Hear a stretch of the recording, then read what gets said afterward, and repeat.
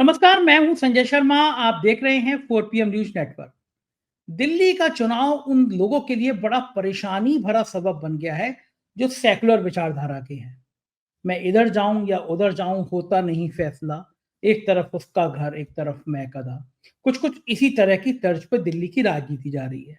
केजरीवाल और राहुल गांधी अब से कुछ महीने पहले तक बहुत पक्के दोस्त थे, इंडिया गठबंधन के साथ ही थे, लेकिन अब एक दूसरे पर हमला कर रहे हैं। तो फिर बात किसकी की जाए, साथ किसका दिया जाए। और जो सेकुलर वाले लोग हैं, उसमें से जो कांग्रेस की विचारधारा के लोग हैं, वो उन लोगों से बहुत नाराज है जो केजरीवाल की बात जरा सा भी कर दे रहे हैं। मैंने एक इंटरव्यू किया था केजरीवाल का। जब वो बातचीत आई इंटरव्यू की, तो मैंने उनसे सुझाव दिया कि मैं सब लोगों का एक साथ बैठ के इंटरव्यू करना चाहता हूँ। सब लोग बैठे, आतिशी जी बैठी, केजरीवाल बैठे, मनीष सिसोदिया थे, सौरभ थे, सत्येंद्र जैन थे। बड़ा अच्छा था, मेरे हिसाब से बड़ा अच्छा इंटरव्यू था। उसका कुछ एक-एक लाइन काट के कुछ भाई लोगों को, जिनको मिर्ची लगी, जिनको इंटरव्यू नहीं दिया गया, वो लोगों ने वायरल करना शुरू किया। और कांग्रेस के जो समर्थित थे, उन लोगों ने कहना शुरू किया कि ये तो केजरीवाल के पक्ष के लोग हैं और केजरीवाल बीजेपी की बी टीम है। एक बड़े यूट्यूबर ने एक ट्वीट भी किया कि क्या है दिल्ली की हकीकत क्या है? क्या दिल्ली में बीजेपी और कांग्रेस का मुकाबला होने जा रहा है? ऐसा तो नहीं है ना। बच्चा-बच्चा जानता है कि दिल्ली में मुकाबला तो भारतीय जनता पार्टी और केजरीवाल के बीच में है। ऐसा तो हो नहीं आ रहा है बीजेपी और कांग्रेस की लड़ाई हो। तो क्या करें हम लोग? क्या जो केजरीवाल का सपोर्ट कर रहा है वो सब बीजेपी के मानसिकता के लोग हैं, संघ की मानसिकता के लोग हैं? अब मैं भी पूछ रहा हूँ, क्या केजरीवाल को जो सपोर्ट कर रहे हैं वो सब बीजेपी के लोग हैं? क्या अखिलेश यादव बीजेपी के लोग हैं? क्या ममता बनर्जी बीजेपी की टीम है? क्या उमर अब्दुल्ला बीजेपी की टीम है? क्या शरद पवार बीजेपी की तरफ हैं? क्या संजय राउत बीजेपी की तरफ? ये सब तो आम आदमी पार्टी को सपोर्ट कर रहे हैं। क्योंकि हकीकत यह है कि दिल्ली में मुकाबला भारतीय जनता पार्टी बनाम आम आदमी पार्टी का है। एक नेता का फ़ोन आया मेरे पास, कांग्रेस के नेता हैं, वो मुझे समझाने लगे। बोले, "भाई साहब देखिए, समझिए, कोशिश करिए, समझने की कोशिश करिए। आम आदमी पार्टी ने हमारा वोट काटा है। जब आम आदमी पार्टी खत्म हो जाएगी तो फिर पंजाब में भी हम मजबूत होंगे, हम दिल्ली में भी मजबूत होंगे।" मैंने कहा, "भाई साहब इसमें मेरा क्या लेना-देना है? जो बात होती है हम तो वो बोलते हैं।" बोले, "आप नहीं चाहते कांग्रेस मजबूत हो?" हमने कहा, "हम चाहते हैं देश भर में सेक्युलर ताकतें मजबूत हों। रीजनल पार्टी खत्म करके कांग्रेस मजबूत हो जाएगी, इसमें मैं थोड़ा डाउट रखता हूँ। मेरी भूमिका भी नहीं है, जो दिख रहा है मैं वही तो बोलूँगा। मैं ये तो कह नहीं सकता कि दिल्ली में मुकाबला मुकाबला भाजपा और कांग्रेस में हो रहा है। खैर, ये सारी बातें मैंने अभय दुबे जी से पूछी। अभय दुबे जी से पूछा कि कारण क्या है, ये सेक्युलर ही लोग आपस में भिड़े जा रहे हैं। बड़ा शानदार बात का जवाब दिया अभय दुबे जी ने, आज की बातचीत में देखेंगे। मैंने उनसे पूछा ये बात कहाँ से आई कि सुप्रीम कोर्ट के पूर्व मुख्य न्यायाधीश चंद्रचूड़ साहब क्या राष्ट्रपति बन सकते हैं? क्या मोदी जी इस तरह का कोई चिराग निकाल सकते हैं? और बिहार की राजनीति में क्या होने जा रहा है? ये तमाम बातें आज के इस बातचीत में, इंटरव्यू में हैं। अभय दुबे जी के संग बहुत शानदार बातचीत है, आपसे रिक्वेस्ट है पूरा सुनिएगा और बताइएगा। उससे पहले चैनल को सब्सक्राइब और ज्वाइन कर लीजिएगा। चलते हैं अभय जी के पास। 4 पीएम न्यूज़ नेटवर्क में स्वागत है अभय दुबे जी आपका।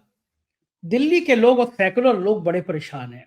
पूरे अभी 1 डेढ़ 2 महीने पहले महाराष्ट्र में केजरीवाल और राहुल गांधी एक दूसरे की तारीफ करते नहीं थकते थे। इंडिया गठबंधन के साथ ही थे, हाथ में हाथ डाल के फोटो खिंचाते थे। कहते थे कि हमारा गठबंधन सबसे अच्छा, हमारा नेता सबसे अच्छा। और अब राहुल गांधी की भी एंट्री हुई तो उन्होंने दनादन केजरीवाल पे निशाना साध दिया। कह दिया कि केजरीवाल अडानी पे तो कुछ बोलते ही नहीं है। क्या मतलब है इनके, अडानी पे खामोश रहते हैं। जाति जनगणना पर नहीं बोलते। तुरंत केजरीवाल ने एक बयान जारी कर दिया जिसमें उन्होंने अडानी पे ढेर सारे हमले बोले थे, हाउस में भी बोले थे। लेकिन ये जो हमले हो रहे हैं कांग्रेस और आम आदमी पार्टी के आस-पास से एक दूसरे के ऊपर, बीजेपी बड़े मजे में ले रही है कि चलो दोनों जने आपस में भिड़ गए। तो ये हमले जो हो रहे हैं इसके पीछे की क्या केवल यही है कि चुनाव में अपना-अपना वोट प्रतिशत बढ़ जाए? क्या दोनों को नज़र नहीं आ रहा कि इससे बीजेपी को फायदा हो जाएगा इन हमलों से? खेल क्या है? रणनीति क्या है इन हमलों की?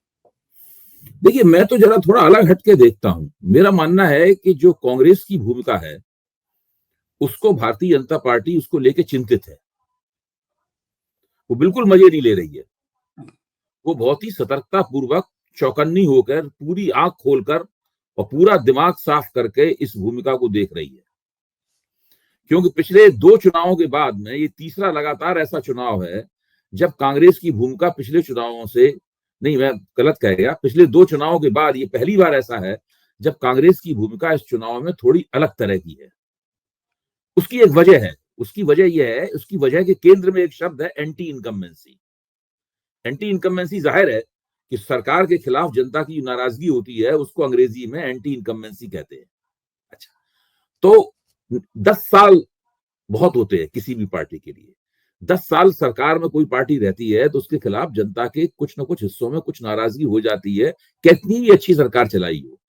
आप नरेंद्र मोदी को देखिए, नरेंद्र मोदी के खिलाफ पीएमएलए कानून में कोई मुकदमा दर्ज नहीं था, उनके ऊपर कोई भ्रष्टाचार का आरोप नहीं था, उन्हें जेल नहीं जाना पड़ा था नरेंद्र मोदी को, कोई जमानत पे नहीं छूटे हुए थे नरेंद्र मोदी। और चुनाव के पहले माना जा रहा था कि उनको हराया जाना लगभग नामुमकिन है और 350 सीटें तो निश्चित रूप से आएंगी, 350 और 400 के बीच में सीटें आएंगी, ये सब बातें की जा रही थी। लेकिन 10 साल की एंटी इनकम्बेंसी ऐसी बोली कि नरेंद्र मोदी अपना बहुमत खो बैठे और आज वो गठजोड़ सरकार चला रहे हैं पूर्ण बहुमत की बजाय। ये 10 साल की, मतलब मोटे तौर पर 10 साल की एंटी इनकम्बेंसी अरविंद केजरीवाल की आम आदमी पार्टी सरकार के खिलाफ भी है। इसको आम आदमी पार्टी के कार्यकर्ता नेता भी स्वीकार करते हैं और ये एक स्वाभाविक बात है, मतलब ये कोई ऐसी बात नहीं है जो खास तौर से इनके खिलाफ हो। अच्छा, आम आदमी पार्टी के फेवर में पक्ष में ये बात जाती है कि इतनी एंटी इनकम्बेंसी के बावजूद उसके खिलाफ ऐसी कोई लहर नहीं चल रही है। न केवल लहर नहीं चल रही है, कल मैंने वो आंकड़े आपके साथ साझा किए थे यशवंत देशमुख के ट्रैकर के, सी वोटर के ट्रैकर के, जिसमें अभी भी 50% लोग मानते हैं कि सरकार आम आदमी पार्टी की ही आनी चाहिए। अच्छा, तो ऐसी स्थिति में कांग्रेस जो भूमिका निभा रही है वो भूमिका भाजपा के लिए इसलिए चिंता का सबब बन जाती है कि पिछले दोनों चुनावों में आम आदमी पार्टी के खिलाफ ऐसी कोई एंटी इनकम्बेंसी नहीं थी। तो कांग्रेस के प्रदर्शन से उस एंटी इनकम्बेंसी और प्रदर्शन का एंटी इनकम्बेंसी से कोई रिश्ता नहीं था। इस बार यह है कि कांग्रेस के प्रदर्शन का एंटी इनकम्बेंसी से रिश्ता है। भाजपा को डर लग रहा है कि अगर कांग्रेस का प्रदर्शन उस स्तर तक नहीं गया जब आम आदमी पार्टी को नुकसान होना शुरू हो तो फिर वो एंटी इनकम्बेंसी के वोट को बांट देगी कांग्रेस। इसलिए कतई भारतीय जनता पार्टी मजा नहीं ले रही है, नंबर एक बात। अब आप राहुल गांधी के वक्तव्य के ऊपर आ जाइए। राहुल गांधी ने क्या कहा है अपने भाषण में? राहुल गांधी ने अपने भाषण में ये कहा है कि अरविंद केजरीवाल की चुनावी रणनीति बिल्कुल नरेंद्र मोदी जैसी है, जिससे नरेंद्र मोदी आश्वासन पर आश्वासन, वायदे पर वायदे करते हैं, घोषणाओं पर घोषणाएं करते हैं, उसी तरह अरविंद केजरीवाल भी करते हैं। अब भाई दोनों पार्टियां चुनाव लड़ रही हैं एक दूसरे के खिलाफ, एक दूसरे की तारीफ तो करेंगी नहीं, कुछ ना कुछ तो आलोचना करेंगी। आप देखिए, जो अजय माकन अरविंद केजरीवाल के खिलाफ कह रहे थे कि राष्ट्रद्रोही है, फर्जीवाल है, इस तरह के शब्दों का राहुल गांधी ने इस्तेमाल नहीं किया। इसके जवाब में क्या कहा अरविंद केजरीवाल ने साफ तौर पर कहा कि मैं राहुल गांधी के खिलाफ नहीं बोलूंगा। हाँ, वो अपनी पार्टी बचा रहे हैं, वो अपनी पार्टी बचा रहे। उन्होंने राहुल गांधी को कोई गाली नहीं दी। उन्होंने दरअसल देखा जाए तो कांग्रेस को भी कोई गाली नहीं दी। अच्छा, जो जब तितरफा चुनाव होते हैं उसमें आमतौर पर ये फिक्रा कहा जाता है कि भाई आप इनकी बी टीम है, आप उनकी ए टीम है, ये सब बातें हर चुनाव में कही जाती है, इसमें कोई खास बात नहीं है, कुछ भी नहीं है। तो आप यहां से देखिए, इसलिए ये चीज भारतीय जनता पार्टी को और भी ज्यादा चिंतित करने के लिए पर्याप्त है। भारतीय जनता पार्टी जानती है कि अगर त्रिशंकु विधानसभा हो गई, किसी पार्टी को बहुमत नहीं मिला, तो निश्चित रूप से कांग्रेस और आम आदमी पार्टी मिल जाएंगे आपस में।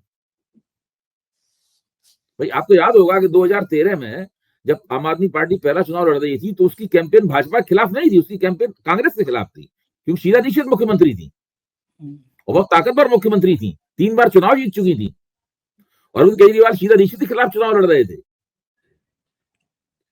तो और जब दोनों ने एक दूसरे के खिलाफ कैंपेन चलाई, उसके बावजूद तुरंत गठजोड़ करके सरकार बना ली। और इसमें तो अभी लोकसभा का चुनाव दोनों ने साथ साथ मिलकर लड़ा है। अगर त्रिशंकु विधानसभा हुई तो भाजपा की सरकार किसी कीमत पर नहीं बन पाएगी। भाजपा की सरकार केवल एक ही तरीके से बन सकती है कि उसको पूरा बहुमत प्राप्त हो, उसको 36 सीटें प्राप्त हो न्यूनतम, और ये 36 सीटें 1998 के बाद भाजपा को नहीं कभी मिली हैं। अभी माहौल भी नहीं है ऐसा जो दिल्ली में आसानी से मिल जाए। हाँ, तो मैं ये कह रहा हूं कि भाजपा तो परेशान है इस चक्कर से पूरी। भाजपा की समझ में नहीं आ रहा है कि भाई कांग्रेस अपना चुनाव उठा रही है तो किस सीमा तक उठा पाएगी कांग्रेस। मैंने पहले ही कहा था, उस चीज को दोहराना बहुत जरूरी है दिमाग साफ करने के लिए सबके। मैं भी चाहता हूं कि मेरा जो स्टैंड है, मेरी राय जो है और ज्यादा स्पष्ट होकर सामने आए, 4 PM की राय भी स्पष्ट होकर सामने आए। वो बिल्कुल स्पष्ट होकर सामने राय आनी चाहिए कि कांग्रेस अगर अपना चुनाव थोड़ा ही उठा पाई, यानी वो केवल 8%, 9% वोटों तक जा पाई, तो वो आम आदमी पार्टी का कोई नुकसान नहीं करेगी, वो सिर्फ भारतीय जनता पार्टी का नुकसान करेगी। वो जो एंटी इनकम्बेंसी का वोट होगा उसको बांट देगी कांग्रेस, और भाजपा बहुत पीछे चली जाएगी। मुझे लगता है उस सूरत में हो सकता है वो पूरी 60 सीटें दोबारा निकाल ले आम आदमी पार्टी।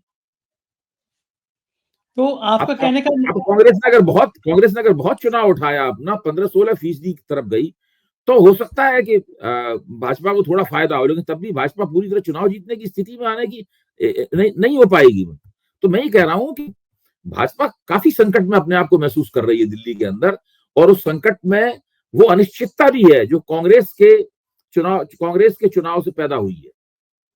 अच्छा, बड़ी समस्या है। जैसे जो यूट्यूब पे अपना विश्लेषण करते हैं, माना यह जाता है कि हम लोग कुछ चंद लोग हैं जो सरकार से सवाल पूछते हैं, बाकी सब तो सरकार के भक्ति काल में रहते हैं, उनका भक्त टाइप के रहते हैं चैनल, उनके लिए कोई टिप्पणी करना भी नहीं चाहिए। लेकिन हम लोग चंद लोग ऐसे हैं चैनल जो हैं जो सवाल पूछते हैं। जो चंद लोग हैं उसमें से 99 नहीं 100% को लग रहा है कि मुकाबले में बीजेपी और आम आदमी पार्टी, कांग्रेस पार्टी नहीं है मुकाबले में। समस्या ये है कि जैसे मैं आपको उदाहरण देके बताऊं कि जब ये हुआ कि केजरीवाल जी का इंटरव्यू करना है, तो मैंने सुझाव दिया कि सब लोग एक साथ बैठे, लेकिन नए तरह का प्रयोग करते हैं। आज तक देश में किसी पॉलिटिकल पार्टी ने कभी प्रयोग नहीं किया, और वो राजी हो गए बात पे। उनको लगा कि 4 PM एक लोकप्रिय चैनल है, 1.25 साल से हम लोग लगभग हर महीने नंबर 1 पे आते हैं, तो हमें देना चाहिए। उन्होंने सब मिनिस्टर्स को बुला के इंटरव्यू दिया। तो एक तो स्वाभाविक प्रतिस्पर्धा होती है कि संघ के जो चैनल है उनको लगता है हमको नहीं दिया, एक रीजनल चैनल को दे दिया, उसको तो हम उस विषय में बात भी नहीं करते। लेकिन एक बड़ा तबका है जो सेकुलर है, जिसको लगता है कि राहुल गांधी के नेतृत्व में इंडिया गठबंधन बनना चाहिए, उन लोगों को पीड़ा हो रही है। वो सोशल मीडिया पे लिख रहे हैं कि आप ये चैनल वाले जो है केजरीवाल को दिखा रहे हैं, केजरीवाल तो बीजेपी की बी टीम है। मतलब उनको लग रहा है कि कांग्रेस के खिलाफ कैसे बोले। एक बहुत बड़े मैं बीच में रोक रहा हूँ। अभी शरद पवार ने कल बयान दिया है। शरद पवार का बयान यह है कि इंडिया गठबंधन राज्यों के और स्थानीय चुनावों के लिए नहीं था, इस बारे में वहां कभी चर्चा नहीं हुई। वो राष्ट्रीय चुनाव के संदर्भ में इंडिया गठबंधन बना था, और मेरी भावना ये है कि अरविंद केजरीवाल को चुनाव जिताने में सबको मदद करनी चाहिए। ये शरद पवार ने इंटरव्यू दिया है। अच्छा, कौन नहीं है इंडिया गठबंधन में? कांग्रेस को छोड़कर ऐसा कौन सी राजनीतिक शक्ति है जो दिल्ली में आम आदमी पार्टी का समर्थन नहीं कर रही है? सही बात है। पहले क्या होता था, पहले इंडिया गठबंधन और आम आदमी पार्टी के खिलाफ ये तेजस्वी यादव अपने उम्मीदवार खड़ा कर देते थे, समाजवादी पार्टी कुछ उम्मीदवार खड़ा कर देती थी। इस बार किसी ने उम्मीदवार भी नहीं खड़े किए। तो व्यवहारिक रूप से देखा जाए तो दिल्ली में भाजपा के खिलाफ भाजपा के खिलाफ इंडिया गठबंधन माइनस कांग्रेस चुनाव हो रहा है।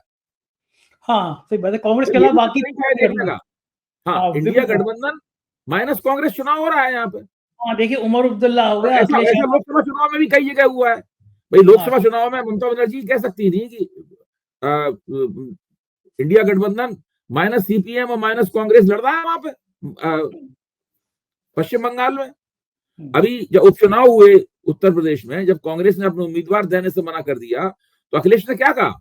अखिलेश ने कहा इंडिया गठबंधन के उम्मीदवार साइकिल के चुनाव चिन्ह पर चुनाव लड़ रहे हैं। हाँ, ये कहा था नहीं कहा? अब सब इन सब बातों को याद रखने की जरूरत है।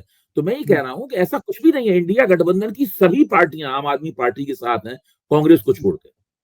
हाँ, तो इंडिया गठबंधन का 90% हिस्सा जो है ना, वो आम आदमी पार्टी के साथ है। कांग्रेस की 99 सीटें निकाल लीजिए, विपक्ष की सीटें कितनी बैठती? 125 से ऊपर बैठती हैं। हाँ, वो अरविंद केजरीवाल के साथ खड़ी हुई है वो सीटें। इंडिया गठबंधन कहां टूट गया, क्या हो गया? कांग्रेस को जो लोग कांग्रेस को इंडिया गठबंधन का पर्याय माने बैठे हैं, एक तरह से ठीक है और एक तरह से ठीक नहीं है। ठीक इसलिए है कि कांग्रेस एक राष्ट्रीय पार्टी है, इंडिया गठबंधन उसके बिना कुछ नहीं है। उसको होना ही चाहिए इंडिया गठबंधन में, और लोकसभा चुनाव के संदर्भ में उसका नेतृत्व करना चाहिए। लेकिन ये लोकसभा चुनाव नहीं है भाई। आज तो ये विधानसभा बिल्कुल में। बचकाने भैंसे हैं। और हम लोग अपना अपना मीडिया रोज हमें न्यूज चलानी है, रोज बहस करानी है, कुछ ना कुछ बोलना है, चुनाव चल रहा है कि उससे टीआरपी मिलती है, इससे सब्सक्राइबरशिप मिलती है, इससे व्यूअरशिप मिलती है। उसके लिए तो ठीक है बात कि आप रोज कोई ना कोई नुक्ता लेके उठाइए, लेकिन व्यवहारिक स्थिति यह है कि दिल्ली में मुझे ऐसा लगता है कि अगर कांग्रेस ने अपना वोट दूना कर लिया 4.25% से 8.25-9% तक ही, तो वो आम आदमी पार्टी को और प्रकारांतर से इंडिया गठबंधन को ही चुनाव जीतने में कांग्रेस मदद करेगी। मदद करेगी, बिल्कुल ठीक बात है। दिल्ली में घमासान तो खैर हम लोग रोज बात करते रहेंगे, कुछ कुछ ना कुछ नया होता ही रह रहा है। प्रधानमंत्री मोदी भी वहां पे रैली शुरू करने वाले हैं, अमित शाह जी तो आ ही गए फॉर्म में, झुग्गी झोपड़ी की बात करने लगे। लेकिन पड़ोस के राज्य बिहार में भी बड़ा उठापटक हो रहा है। रोज वहां की खबरें सुर्खियां बनती हैं। मीसा भारती का बयान हो गया, लालू यादव का बयान हो गया, और ये बयान की मकर संक्रांति के बाद बहुत कुछ नया होने वाला है। लगातार बिहार से कुछ संकेत ऐसे मिल रहे हैं कि लालू यादव के अंदर एक बेचैनी है कि नीतीश उनके साथ आ जाए। नीतीश के अंदर बेचैनी है कि अब विधानसभा चुनाव सिर पर खड़ा है। बीजेपी जिस तरह से ये शतरंज बिछा रही है, कहीं उनके सांसद ना तोड़ दिए जाएं। ये डर चिराग पासवान के अंदर भी है, ये डर नीतीश के अंदर भी है। क्या लग रहा है कि बिहार में ये सिर्फ कयासबाजी रह जाएगी या फिर बिहार में कुछ खेला हो सकता है? देखिए, मैं पहले भी कह चुका हूं और मुझे यकीन है कि बिहार में भारतीय जनता पार्टी और खासतौर से भारतीय जनता पार्टी का जो केंद्रीय आला कमान है और उसमें भी नरेंद्र मोदी, वो नहीं चाहेंगे कि बिहार का मौजूदा बंदोबस्त बिगड़े, क्योंकि नरेंद्र मोदी हमेशा ये चाहते हैं कि बिहार में 40 सीटें हैं लोकसभा की, और वो लोकसभा चुनाव चुनाव भी जीतना उनके लिए बहुत जरूरी है। बिहार में केवल विधानसभा चुनाव की राजनीति के आधार पर वो बिहार के लिए कोई रणनीति बनाने नहीं जा रहे।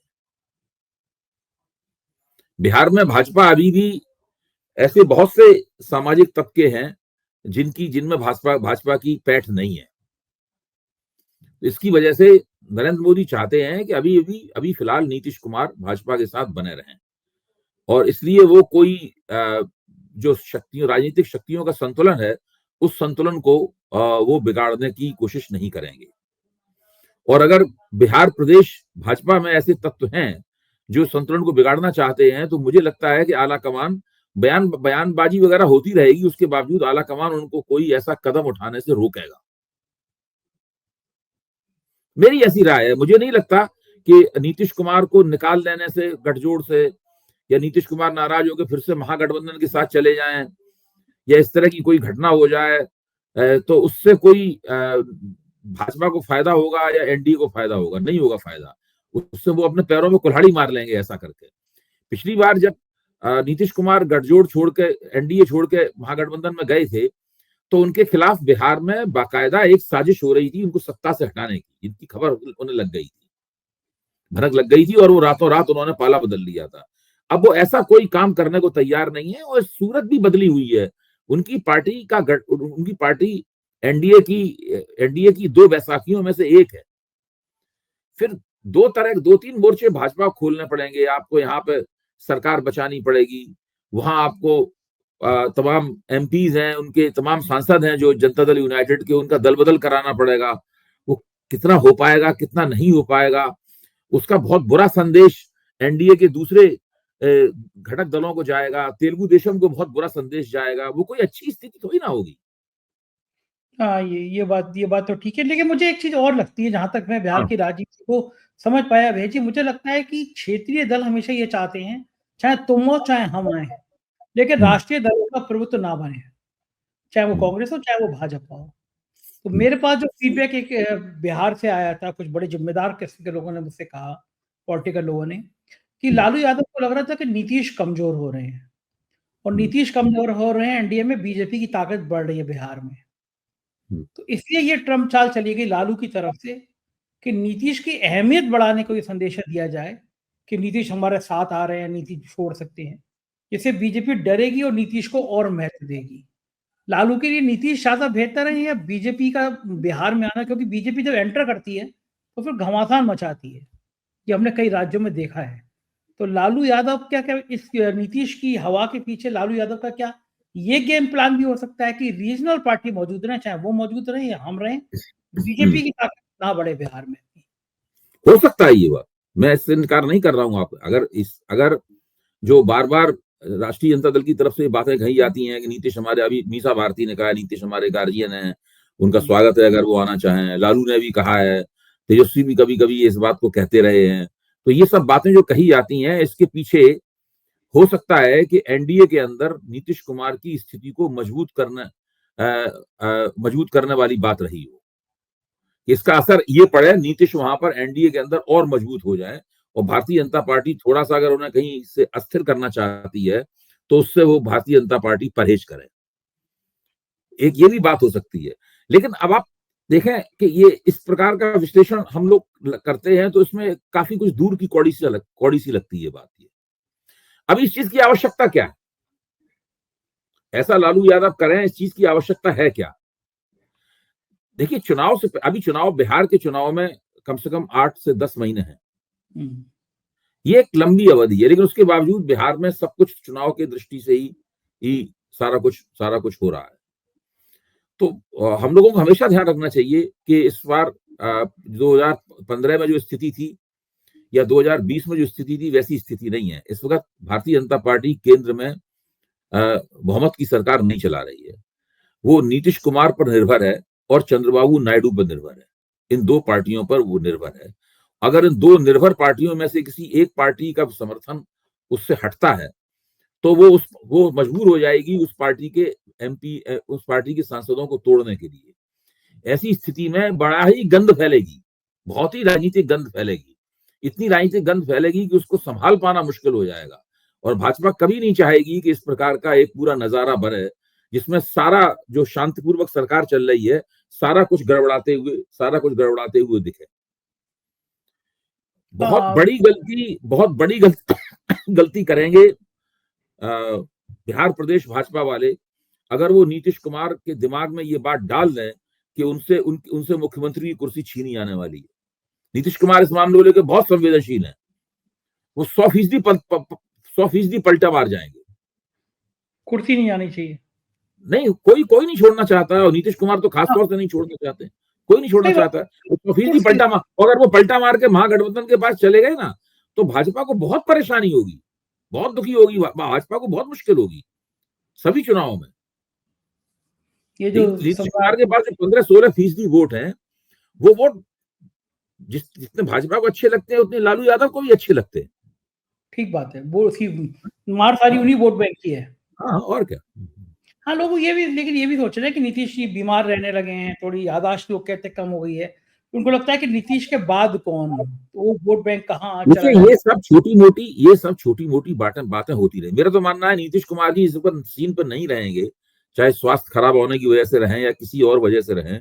जब उस राजनीतिक सीन पर नहीं रहेंगे उस वक्त जनता दल यूनाइटेड का भविष्य पूरी तरीके से संदिग्ध हो जाएगा। वो उन्हीं की वजह से वो पार्टी है। नीतीश कुमार जी का अपना तो कोई है नहीं जो उनका उत्तराधिकारी हो। नीतीश कुमार ने पार्टी में भी किसी को अपना उत्तराधिकारी नहीं होने दिया है।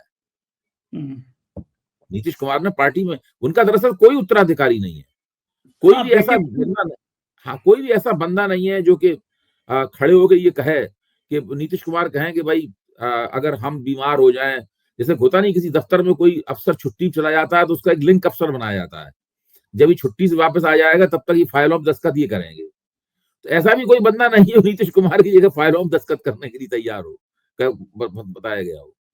वो बिल्कुल नीतीश कुमार केंद्रित पार्टी है हर तरह से। ये ऐसी मौके पे बड़ी समस्या आ जाती है कि पार्टी का मुखिया अगर क्या हुआ जयललिता, आप बताइए, जयललिता की पार्टी कितनी ताकतवर थी तमिलनाडु में, अन्ना द्रमुक मुनेत्र कड़गम। जयललिता का देहांत हो गया तो जो लोग दावे करते थे कि वो जयललिता के उत्तराधिकारी हैं, पब्लिक ने तो किसी को उत्तराधिकारी नहीं माना। हाँ, तो जयललिता पूरा दावा ही बिखर गया, अन्ना द्रमुक कमजोर हो गई, उसका पूरा दावा बिखर गया वहां पे। हाँ, सही कह रहे हैं, एकदम सही कह रहे हैं। ये वक्त की नजाकत है कि आप से देखें तो मुलायम सिंह जी ने अखिलेश जी को अपना उत्तराधिकारी बना दिया था। अखिलेश जी को वास्तविक उत्तराधिकारी बनने में समय लगा थोड़ा। उनके चाचाओं ताऊओं ने उनको दबाए रखा, धीरे धीरे करके वो उभरे हैं, लेकिन कुल मिलाकर वो उत्तराधिकारी मुलायम सिंह जी के जीवन में ही बन गए थे। चाहे कितना उसके साथ विवाद जुड़ा हुआ हो, तो उससे पार्टी और उसके जनाधार में बिखराव नहीं हुआ, वो अपनी जगह टिका रहा। लालू ने भी तेजस्वी को बना ही दिया, कितना भी घर में भी बहुत झंझट था, बड़ा भाई था उसको नहीं बनाया, छोटे भाई को बनाया, बहुत झंझट था घर में, है। लेकिन उसके बावजूद लालू यादव ने बना दिया, तो उसको तेजस्वी यादव बन गए उत्तराधिकारी, तो पार्टी का जनाधार नहीं बिखरा। हाँ, अन्ना द्रमुक बिखर गई, और नीतीश कुमार की पार्टी तो बिखरने से भी ज्यादा बुरी हालत में पहुंच जाएगी। देखो बिल्कुल यही लग रहा है कि अगर बंटवारा हुआ तो ऐसे ही होगा। एक और खबर जो बड़ी चर्चा का विषय बनी वो ये थी कि एक कार्यक्रम में वरिष्ठ पत्रकार ने पुण्य प्रसूल वाजपेयी उन्होंने मंच पे कह दिया कि चंद्रचूड़ जो है वो अगले राष्ट्रपति हो सकते हैं। तो फिर तमाम उस पे सुर्खियां हंगामा मचा हुआ है इस बात खबर पे कि चंद्रचूड़ जो है वो अगले राष्ट्रपति हो सकते हैं। इस बात की संभावना, इस बात की चर्चा क्या यूं ही कर दी गई होगी कि पुण्य प्रसूल जी ने कर दी होगी? कुछ लगा होगा, कुछ संदेशे होंगे, कुछ अंदेशे होंगे। चंद्रचूड़ जी इनका जो सरकार के प्रति थोड़ा सा सॉफ्ट हो गया था बाद में, या गणेश आरती का प्रसाद मिल गया, वो मिल सकता है उनको, क्या लगता है? भाई मैं ये मानता हूं कि चंद्रचूड़ जी का जो सार्वजनिक करियर है वो खत्म नहीं हुआ। जो उनका कार्यकाल समाप्त हो गया भारत के मुख्य न्यायाधीश का, सर्वोच्च न्यायालय के मुख्य न्यायाधीश का कार्यकाल समाप्त हो गया है, तो हम लोग सब प्रतीक्षा कर रहे हैं कि उनका दूसरा कार्यकाल कब शुरू होता है। उम्र भी उनकी कोई नहीं है, बिल्कुल शारीरिक रूप से बिल्कुल वो स्वस्थ हैं, दुबले पतले स्लिम आदमी हैं चंद्रचूड़ जी, और कुछ ना कुछ तो बड़ा काम, कुछ ना कुछ बड़ी भूमिका तो उनको दी जाएगी। अब राष्ट्रपति बनने के लिए राष्ट्रपति भी बन सकते हैं वो। अभी मौजूदा अभी हमारी राष्ट्रपति हैं आदरणीय महामहिम मुर्मू जी, द्रौपदी मुर्मू, वो हमारी राष्ट्रपति है। इससे पहले कोविंद जी हमारे राष्ट्रपति थे, महामहिम कोविंद जी हमारे राष्ट्रपति थे। तो इन राष्ट्रपतियों का जो तौर तरीका है, जिस तरीके से ये अपनी भूमिका निभा रहे हैं, चंद्रचूड़ जी राष्ट्रपति बनेंगे तो निश्चित रूप से इससे तो कुछ बेहतर ही काम करेंगे। इस बार क्या अगर जो प्रधानमंत्री अचानक फैसला लेकर चौंका देते हैं, इस बार तो राष्ट्रपति के लिए भी नायडू से और नीतीश कुमार से पूछना पड़ेगा। बिल्कुल पूछना पड़ेगा, बिल्कुल पूछना पड़ेगा। ऐसा नहीं है कि आप अपने मर्जी का कोई भी आप नहीं, कर दोगे। बिल्कुल पूछना पड़ेगा, और चंद्रचूड़ के नाम पे वो दोनों मान भी जाएंगे। हाँ, सहयोग तो मदद तो मिली है। महाराष्ट्र का चुनाव चंद्रचूड़ के नाम पे ऐसी कोई आपत्ति नहीं होगी, बशर्ते निजी तो कोई नाराजगी हो तो बात अलग है। कभी कभी ऐसा भी होता है, नेता निजी तौर पर नाराज होता, कहता नहीं इसको नहीं बनने देंगे किसी कीमत पे।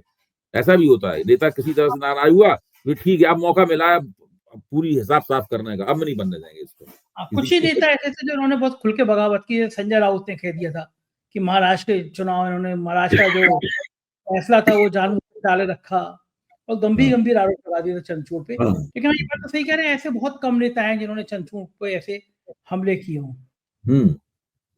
लेकिन एक बार अब पुण्य प्रसूल जी ने ये बात कही है, तो मुझे लगता है कि हो सकता है कि उनका नाम कहीं चल रहा हो, उन्हें भनक लगी हो, तो उन्होंने उस बात को खोल दिया।